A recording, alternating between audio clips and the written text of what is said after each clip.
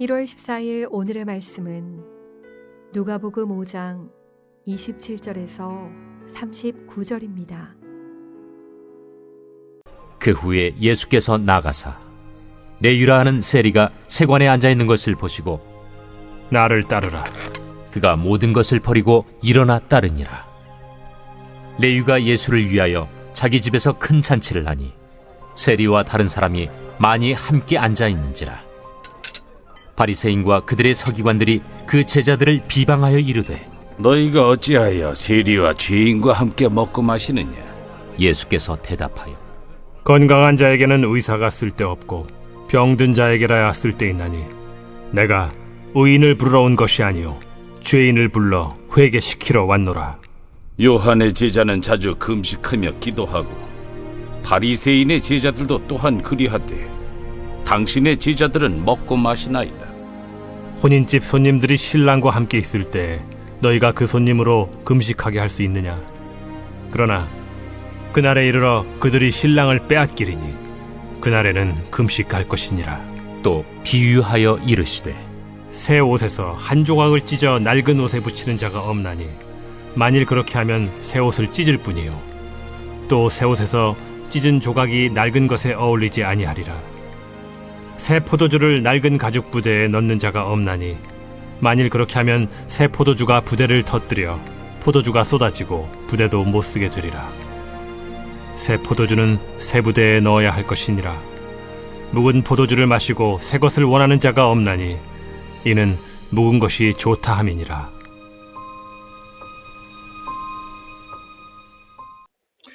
앞선 본문에서 예수님은 온몸에 나병으로 뒤덮여 세상으로부터 소외되고 단절된 속에서 살아가던 한 사람을 고치시면서 그의 속박의 굴레를 벗겨주셨습니다. 그리고 또한 중풍병자를 통해 죄사함을 선포하시며 하나님이 얼마나 간절하게 우리를 다시 회복시키고자 하시는지를 보게 하셨습니다. 하나님의 마음을 엿보게 하신 거죠. 이어서 오늘은 임마누엘 하시기를 원하시는 하나님의 마음을 보게 하십니다. 사도 바울이나 또한 요한 사도의 그 표현에 의하면 그로 더불어 먹고 그는 나로 더불어 먹으리라 고 표현되어지는 우리와 함께 하고 싶어 하시는 하나님의 그 마음을 보게 하시는 겁니다. 예수님은 세관에 앉은 세리 레위를 보시게 됩니다. 그리고 다짜고짜 나를 따르라 그렇게 말씀하십니다. 그때 레위가 그 자리에서 예수님을 따라갑니다. 오늘 본문은 이 장면을 너무 심플하게 적고 있기에 그렇구나 하고 넘길 수도 있겠지만 이 본문을 가만히 묵상해 보면 굉장히 많은 것이 있음을 깨닫게 되고 엄청난 큰 울림으로 다가오는 것을 깨닫게 됩니다. 세리 레위가 세관에 앉아 있었다는 것은 무엇을 뜻하겠습니까? 그는 출근을 했고 일상의 삶을 살고 있었으며 또 무엇보다도 먹고 살기 위해 업무를 수행하고 있었다라는 것을 말합니다. 그런데 그 가운데 찾아오셔서 예수님이 갑자기 나를 따라오라 하시는 겁니다. 그것도 충격적인데 세리 레위는 그 자리에서 바로 예수님을 따라가 버리는 겁니다. 도대체 이게 어떻게 가능할까 하는 마음이 듭니다. 여러분은 그러실 수 있습니까? 저는 신학 공부하고 목사하기 위해서도 정말 몇 날 며칠을 고민하고 오랜 시간 동안 할 수 있을까 하지 못할까 많은 생각을 했었습니다. 기도도 해야만 했습니다. 그런데 오늘 이 레위는 어떻게 이럴 수가 있지 하는 마음입니다. 세리라는 직업은 우리가 다 알다시피 많은 사람들에게 손가락질 받는 그런 사람들이었습니다. 그래서 많은 사람들로부터 역시 소외되고 가까이 하기에는 쉽지 않은 그러한 사람이었지만 그러나 돈 꽤나 만지는 사람이었다 하는 것은 우리가 잘 알고 있습니다. 여러분, 예나 지금이나 돈의 파워는 대단한 것이었습니다.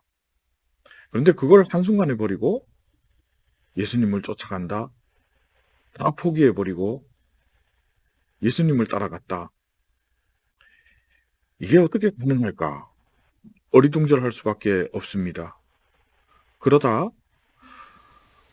예수님께서 죄인을 부르러 오셨다는 그 한마디에 많은 것을 깨닫고 해소되는 것을 느끼면서 이것들을 여러분과 함께 오늘 나누고자 합니다.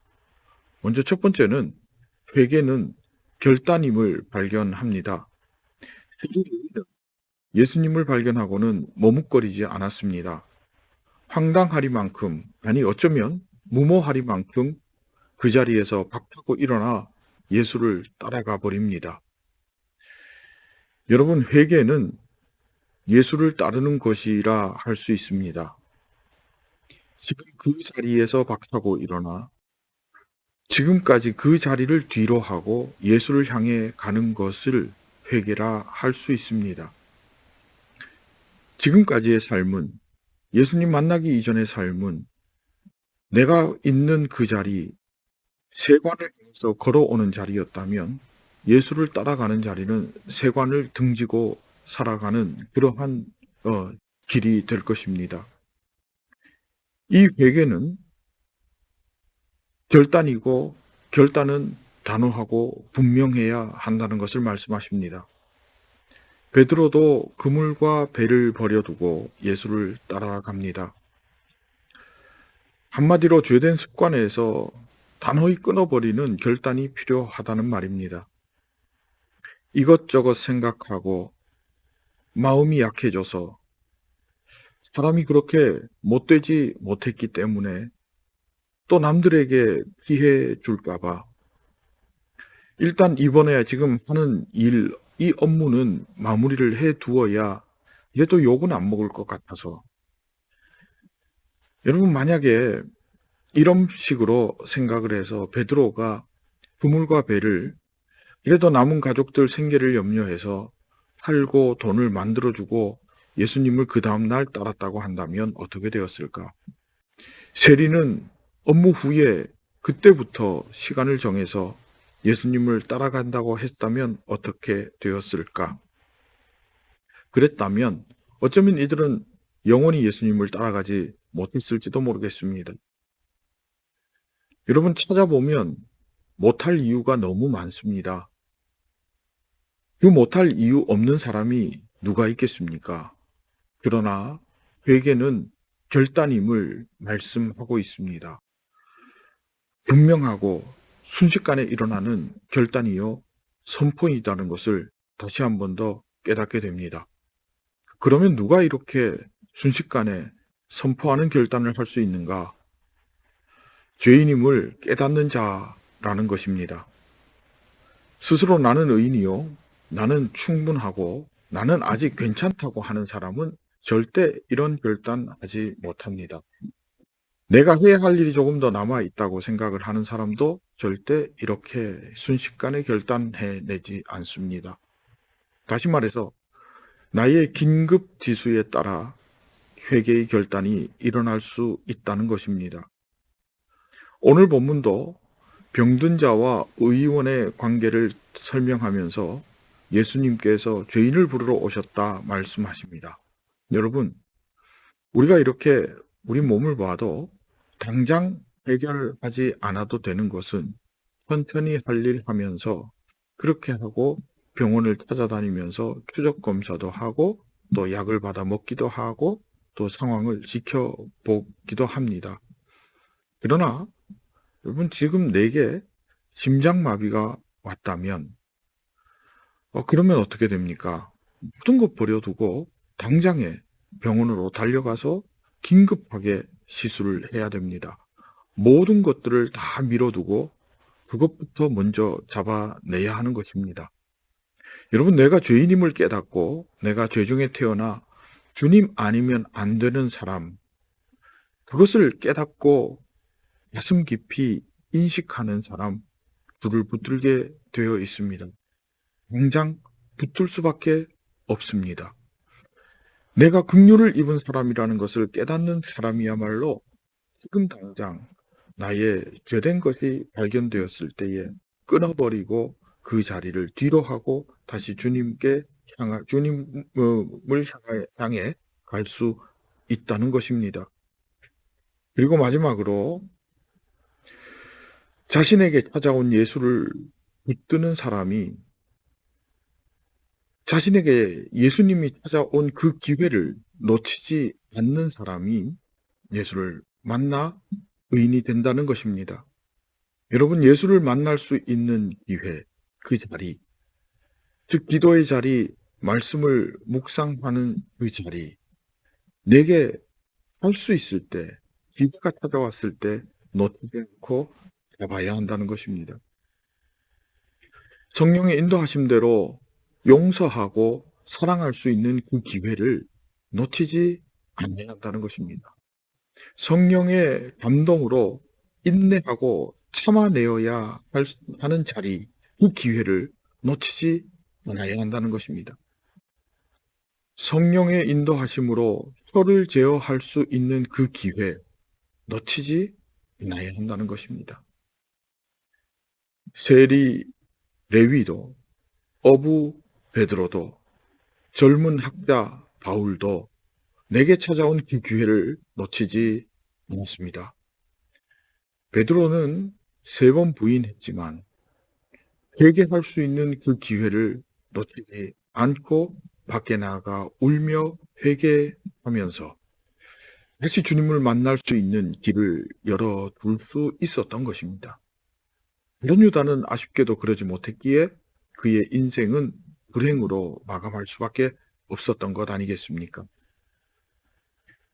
내게 찾아온 예수를 붙들 수 있는 그 기회, 놓치지 않기를 진심으로 소망하고 축복합니다. 그래서 그들은 하나님의 역사의 주인공이 되었습니다. 여러분, 나무가 어디에 있는지를 결정하는 것은 뿌리의 위치입니다. 뿌리가 물에 닿아 있으면 그 나무는 주변 환경이 어떠하든지 살아낼 수 있고 열매 맺을 수 있습니다. 기회가 있다는 말입니다. 예수의 은혜에 우리의 삶의 뿌리가 다 있기를 소망합니다. 해가 비치고 바람이 불고 때로는 비가 내려서 여러 가지 힘든 점도 있고 어려운 환경이 주어질 수 있지만 때로는 밤도 찾아오지만 뿌리가 물기에 다 있으면, 뿌리가 시냇가에 다 있으면 그 나무는 푸르를 수 있는 것처럼 우리 인생의 뿌리가 예수 그리스도의 은혜에 다 있다면, 그 은혜의 강가에 뿌리 박고 서 있다면 우리는 다시 한 번 더 일어설 수 있고 열매 맺을 수 있습니다. 그러기 위해 주님 없이는 한순간도 살 수 없는 죄인이요, 긍휼의 은혜를 입은 내가 주를 위해 살아야 한다는 그 고백이 순종의 결단으로 이어져 주님과 함께 동행하는, 그래서 승리하는 성빈의 권속들 될 수 있기를 진심으로 소망하고 축복합니다. 우리 함께 기도하겠습니다. 하나님, 영원한 형벌, 저주의 늪에 있을 수밖에 없는 저를 영원한 복, 하나님의 행복의 나라로 옮겨주신 그 은혜를 기억하며 감사합니다. 내게서 끊어내야 할 그러한 죄된 것들, 하나님 단호하게 끊어내게 하시고 내게 찾아와 주의 사역, 주의 사명 감당하자고 말씀하시는 그 기회를 하나님 놓치지 않고 붙들므로 주님과 함께하며 순종하는, 그래서 주의 복을 누리고 하나님 나라 행복 누리는 사명자 되게 하옵소서. 예수님의 이름으로 기도합니다. 아멘.